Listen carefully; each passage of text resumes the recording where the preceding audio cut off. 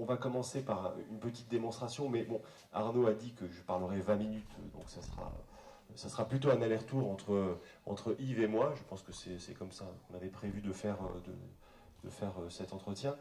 Donc on va commencer par une démonstration très rapide du piratage d'un site internet. Hein.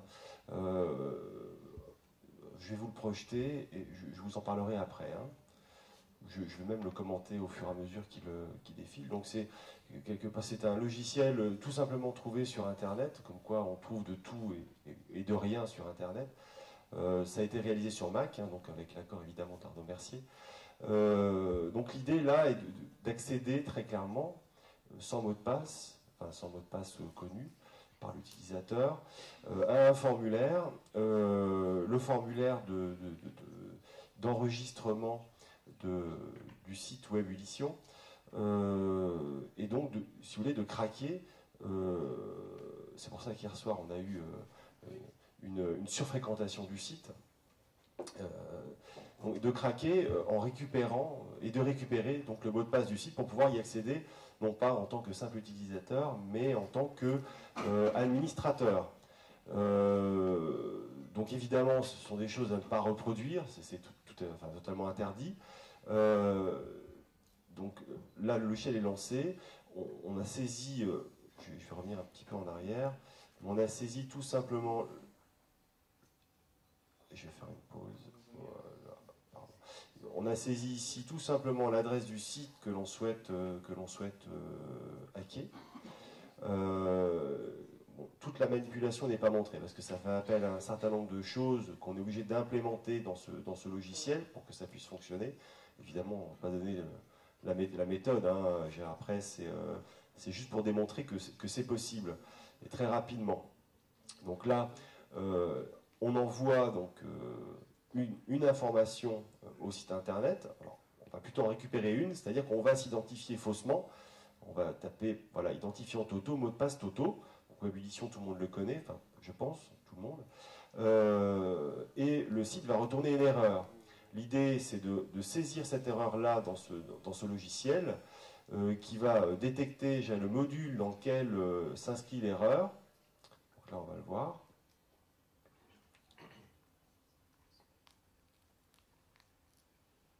Voilà.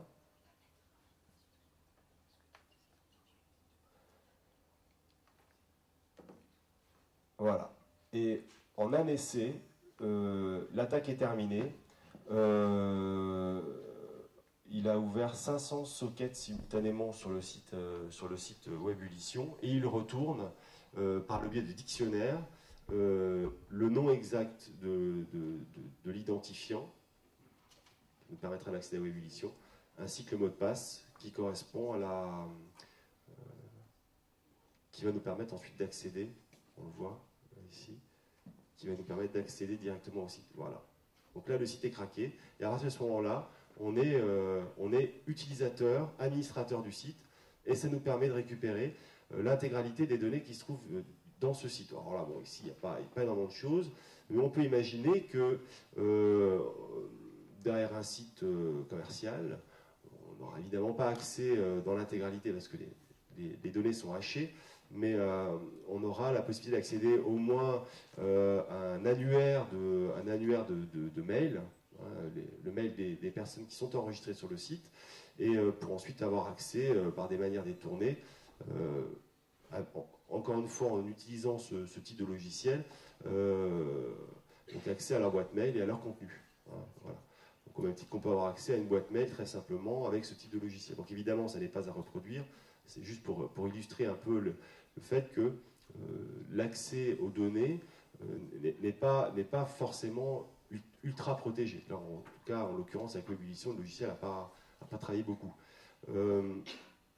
Concernant l'utilisation de mots de passe, je vais revenir dessus parce que c'est important, il faut éviter, quand on s'identifie, quand on crée un compte sur un site, d'utiliser le nom de sa maman ou son prénom pour pouvoir créer des identifiants.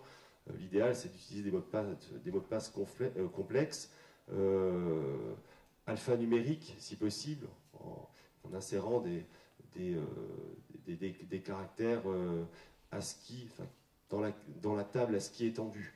C'est-à-dire des caractères accentués et de combiner majuscules et minuscules. Par ailleurs, le renouvellement du mot de passe est aussi important. C'est-à-dire qu'on ne peut pas utiliser un mot de passe, enfin, selon moi, hein, c'est mon point de vue, mais utiliser un mot de passe identique, sur tous les comptes qu'on va créer dans notre vie numérique. J'ai un mot de passe. Chez moi, dans l'entreprise dans laquelle je travaille, dans la collectivité dans laquelle je travaille, on tend à recréer un mot de passe à peu près tous les 15 jours. Donc tous les 15 jours, les utilisateurs sont dotés de nouveaux mots de passe pour accéder à leurs données. Donc ça, c'est selon moi une précaution d'usage. C'est un minimum. Hein. Yves ? Oui, je pense on peut détailler un peu. Je pense que c'est une attaque ici par dictionnaire. Donc le logiciel, il a un dictionnaire de mots de passe les plus courants, les plus connus. Alors un piège qui est hyper classique, c'est par exemple pour faire un test, et on met comme mot de passe test. Test, c'est connu, ou admin, c'est des mots de passe qui sont connus, AZERTY, et donc on a toute une collection de mots de passe qui sont connus, donc on travaille par dictionnaire, mais il y a aussi en fait des plus ou moins évolués, en fait des algorithmes. Moi j'ai vu des gens qui avaient des mots de passe très très astucieux, leur nom à l'envers.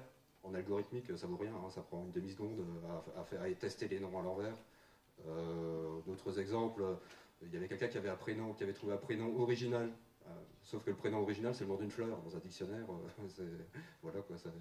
Donc c'est sûr que le mot de passe, voilà, la robustesse du mot de passe, c'est quelque chose d'essentiel. Moi, je voulais aussi en fait essayer de vous rassurer, de démarrer déjà relativement simple. Or, ces problèmes de mot de passe, la protection de base basique pour tout le monde, pour votre belle-mère, pour vos voisins, pour tout le monde, la première protection, c'est les mises à jour. Les applications, elles doivent être à jour. Le système d'exploitation, il doit être à jour.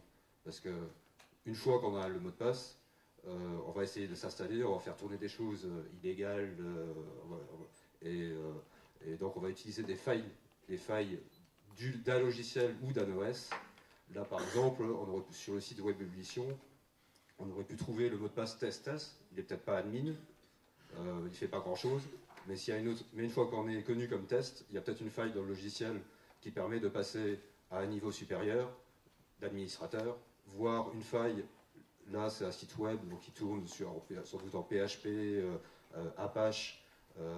À partir de là, on peut peut-être trouver une faille. Si PHP, Apache ne sont pas à jour, on va se retrouver une faille, on va attaquer le noyau, donc le cœur de la machine. Si le cœur de la machine n'est pas à jour, là, voilà, on contrôle totalement la machine. Après, on n'a plus besoin de s'embêter à chercher des mots de passe. On enregistre tout ce qui passe et des choses comme ça. Donc, la première protection, c'est valable pour les sites. Pour les sites en ligne, c'est valable pour vos machines à vous. Là, par exemple, on a l'exemple de cette machine, de ce portable de démonstration qui n'a pas de mot de passe. Donc c'est un mauvais exemple. La première protection, c'est déjà des mises à jour.